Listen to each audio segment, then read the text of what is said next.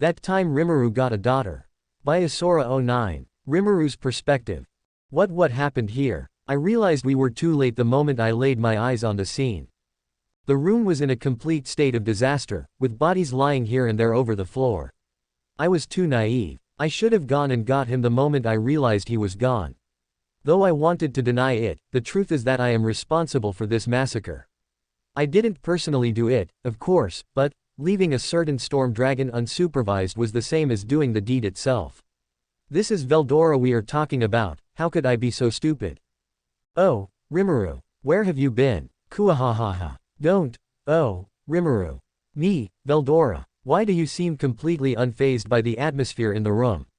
There is an air of death, you know.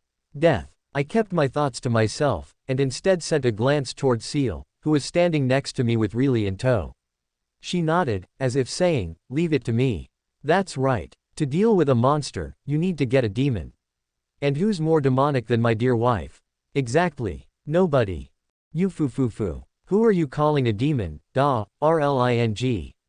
I decided to ignore CL's comment, and instead started looking around the room. The place was a police station, more specifically, it was an interrogation room inside a police station. So as expected, the people lying all over the floor were either policemen or detectives. They weren't dead or anything like that, not physically, at least. No more. Oishisen, please, just, let him go, we can't take it anymore. Veldora, what did you do to these poor guys? No, why were you even arrested in the first place? I look at him as if to say that, and my dear brother only tilts his head to the side, confused. Get a hold of yourself, Rimuru, don't hit him. Seal will do that for you, so keep your cool. No matter how annoying he is. Remember, patience is a virtue. Detective Essen. Noticing that asking Veldora is a waste of time, I instead turned to look at the old man that was lying flat-faced on the table. Everything from him screamed that he was a veteran officer with countless investigations and arrests under his belt. Well, everything other than the fact he looked as if he was going through the 5 stages of grief. How did Veldora break someone like him? After noticing I was calling out to him, the old man raised his face from the table, and inside that battle-hardened expression of his, I saw something like hope. Even though he had been completely defeated mere seconds ago, the detective slowly but surely straightened his posture. Then, he finally spoke. Are you this thing's guardian? Hey, I know he's a bit troublesome, but calling him a thing is a bit. I thought as I stared at the face of the detective. In the background, I could hear Seal mocking Veldora, you foo. And you call yourself a dragon. And really defending him, mama, you meanie. Uncle Veldora might be dumb, but he is a dragon. But I decided to ignore them. Well, yes, kind of. I'm his brother. It's a pleasure to meet you. We're here in the city for vacation, but he got a bit lost. You see, I was going to explain our circumstances to him, but the detective interrupted me halfway through. Yeah, sure, no, whatever, I don't care anymore, just take him away. The moment he heard I was related to him, the detective stood up from his chair and uncuffed Veldora. Nah ha. Here, go,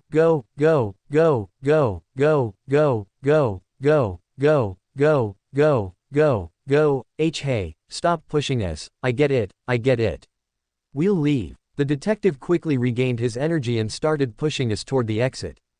Poor Detective Essen really seemed to notice the intense sadness in the man's eyes. She asked her CL mama to carry her, and once she was in her arms, moved closer and patted the detective's head as she smiled at him. Fight on, yay. The encouraging words from a girl as little as really were super effective. Tears started dropping from Detective Essen's eyes. This brought the other officers on the floor back to their senses. They also wanted to be head-patted by Rayla-sama. Geez, you guys are hopeless. Nipa. Even though she said that, Rayla-sama didn't seem the least bit displeased. Seal, however, seemed to have mixed feelings about the situation. Her conflicted expression made it clear that she didn't really want her daughter patting the head of some random strangers. That's right, Seal. The only person she should head-pat is me. AANDU, of course. Seal, reading my mind as always, gave me an exasperated look before sighing tiredly. TCH. Clicking her tongue, Seal snapped her fingers, and the moment the sound from it echoed through the room, everyone in the room other than her and I fell into deep slumber. That's right, even Veldora and Shizusan, the latter of which hadn't even said a thing since we arrived. As I saw her lying on the floor, I thought for a moment I could hear her yelling, "Why me?" But it must have been my imagination. Needless to say, all of the police officers were also knocked out, and even Riley, who fell to sleep as if she was a puppet with her strings cut.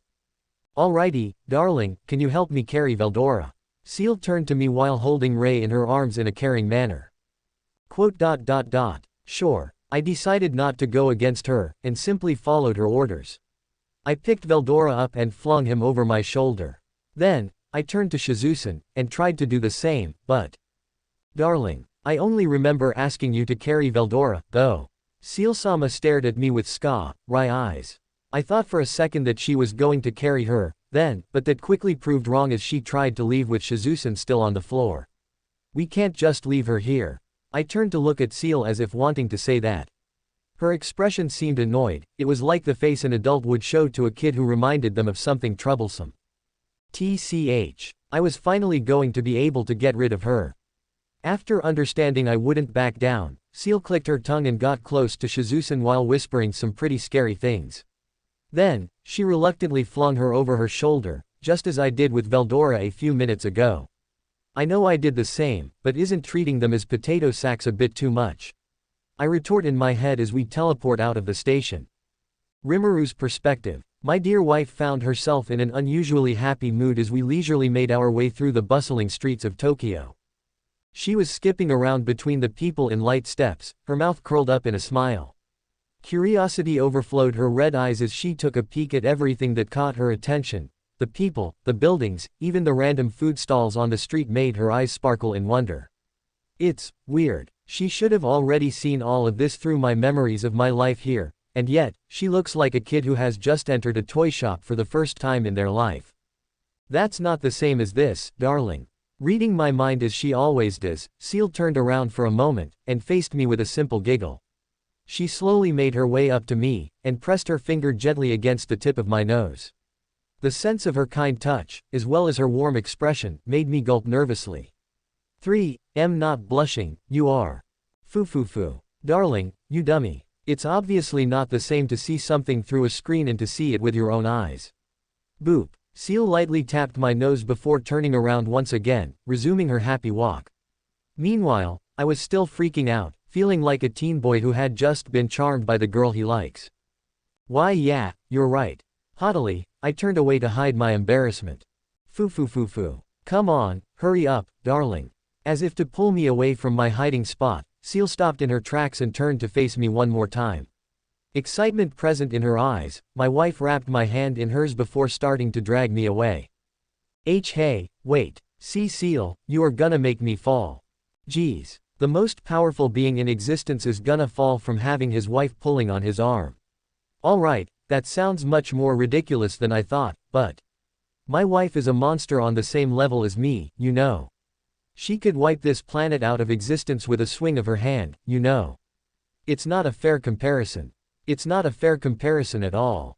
Where are we going? I try to stand my feet firmly on the ground, but as expected, she's just way too powerful for me to resist. There. I thought she wouldn't reply, but Seal enthusiastically raised her arm forward, pointing at a colorful establishment with beautiful large windows and an equally long wait line.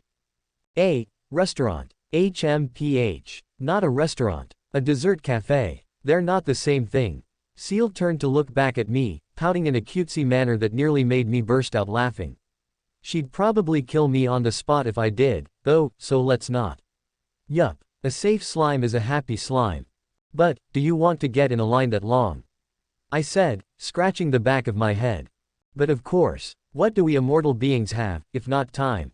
My dearest wife made a dramatic pose, like something you'd see in a play, with a hand on her chest and the other outstretched toward the sky.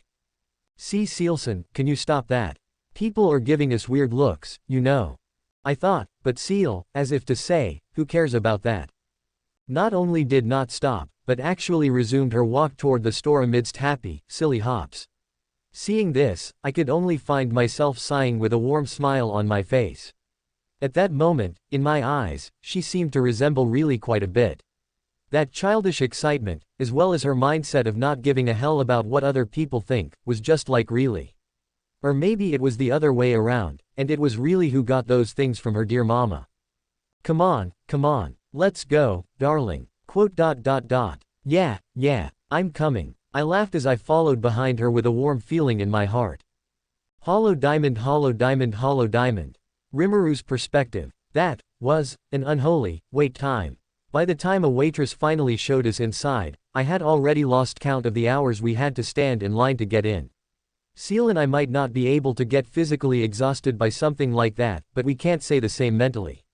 The wait time was so long, that even Seal, who was very excited and with a warm smile plastered on her face at the beginning, started losing it halfway through.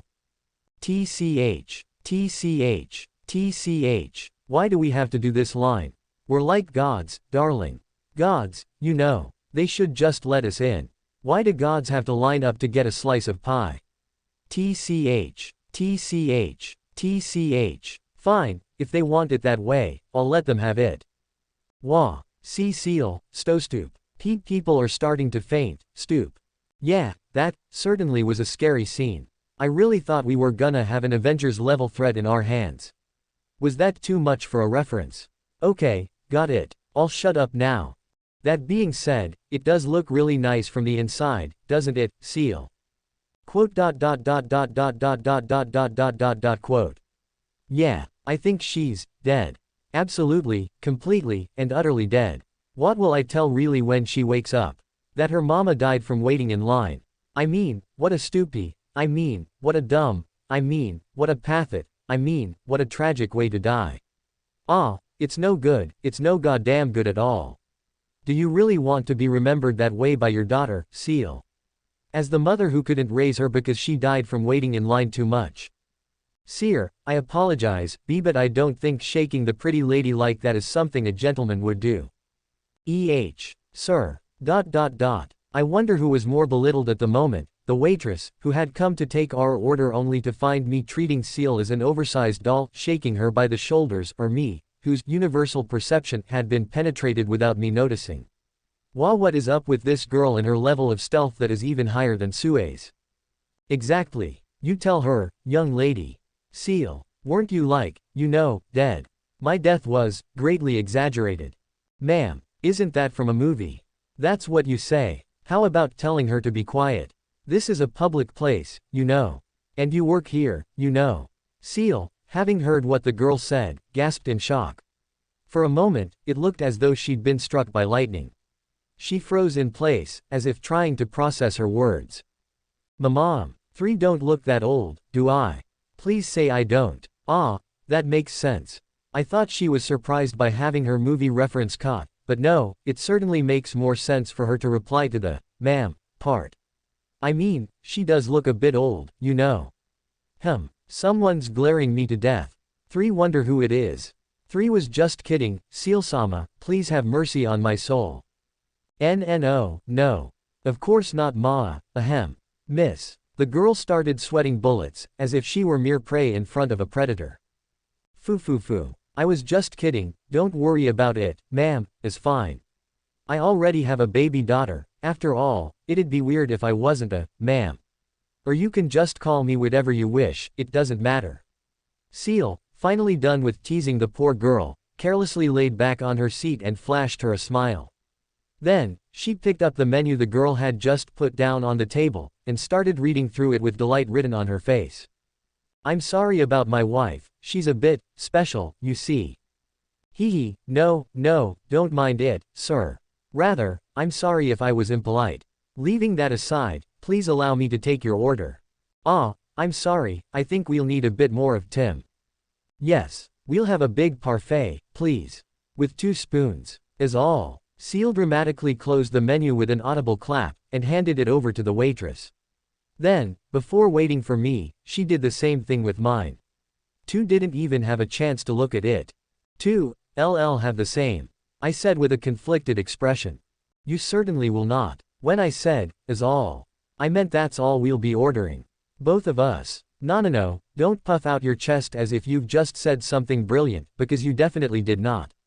You are telling me, we lined up for that unholy amount of time, and we are only going to eat 1 parfait. Between both of us. No, I think'll also order somethi. That's no good, sir. The waitress raised her arm to point at me, an indignant expression plastered on her face. Somehow, I could feel something akin to a fire burning in her eyes. It was so strong that I found myself inadvertently gulping in tension. As a couple, it's only common sense for you two to share a dessert, sir. Where's your sense of romance? This is insulting to your wife. But isn't it better for you if we buy two of them instead of sharing a single one? I mean, you work here, after all. I thought. Sir, I may work here, but before that, and before everything else, I'm a woman. Romance is in my genes. Betraying ma'am's heart is the same as betraying my own. No, it surely isn't that big of a deal. The girl's speech was so passionate that I didn't even notice that she seemed to have guessed what I was thinking. You tell him, girl. How tactless, unromantic, dense, idiot. See Sealson, that's enough, any more than that and I'll really die. And so, with that said, sir, I'll be right back. The energetic waitress left those words behind as she rushed toward the kitchen. Seal nodded in agreement, and crossed her arms, pleased at the result. I just wanted something sweet to eat. When did I become the bad guy? Hollow diamond, hollow diamond, hollow diamond. Third person's perspective. Shouldn't we tell them we're awake? Kuahahahaha. Of course not. Let them flirt around a bit longer. In the meantime, inside the imaginary space, a cute little tea party was taking place. At the center of the seemingly never-ending world of white, there was a small, round wooden table. At it, two people sipped calmly from their pink cups of refined tea. Yes, you're right. The first one was Shizu, who made a somewhat conflicted expression as she lowered her cup back to the purple table. Kuahahaha. Of course I am. Who do you take me for? Exclamation mark quote. And the other one, is there any need to spell it out? It was of course our favorite useless lizard, and world's #1 self-proclaimed uncle, Veldora-sama. The true dragon, with his muscular build and imposing presence, currently found himself seated in a chair that was obviously too small for him, at a table that was obviously too low for him, while wearing a frilly pink apron, not all that different from the one Rimuru wore once in the past. It was a surreal scene. Such a terrific creature, tamed. But by who? Of course, there is only one person who could ever do such a thing. More tea is ready. The one and only, Rayla-sama, with her fiery red hair and cutesy button nose. Indeed, the host of this tea party was no one other than the slime daughter herself, who carefully approached the table, carrying a teapot on a small plastic tray. Bring it here, I've already finished mine, kuahahaha. Really, as if to say, aye, sir. Rapidly approached the blonde man and poured for him another cup of the expensive tea she'd prepared for this wonderful occasion. Once she was done pouring it, Veldora gave her a head pat, and readily brought the cup to his lips. Seeing this, really went, to let him know something was wrong, but, it was too late. His Majesty the Storm Dragon had burned his tongue. Careful, Uncle Velora. It's hot. Very hot. Thanks for za heads up, kiddo. You are very welcome. Really, being the sweet kid she is, flashed the brightest smile at her uncle, whose tongue had lost all sense of touch and was starting to swell. But that's of no consequence to Really. Her job was to serve tea for her guests. Anything more than that is not her responsibility. So it's not her fault if her useless uncle turned his tongue into a piece of charcoal. Not her fault at all. And nothing she should be concerned about, either. Really walked around the table, and noticed Shizu was also out of tea. Auntie Shizu, do you want more too? Yes, please, Rayla-chan. Shizu did her best to show a smile to the little girl, but the truth was that she was already tired of the tea. More than 10 refills had already gone by, after all. The same was true for Veldora-sama, but nobody could say a thing. 'Cause her host was none other than Really. She was Ciel's daughter, after all. Ciel is scary. And so Really is scary too. It's simple math. Like mother, like daughter. Not even the true dragon dared to go against her wishes. The little girl had both of them under her small cutesy thumb. Okay, I'll start preparing the next round. Not waiting for an answer, Really dashed away once again to her small tea station, leaving both of her guests as pale as a sheet. Maybe we should tell them we're awake. At that moment, both Shizu and Veldora were thinking the same thing. There was probably no one other than Rimuru that could save them from their predicament.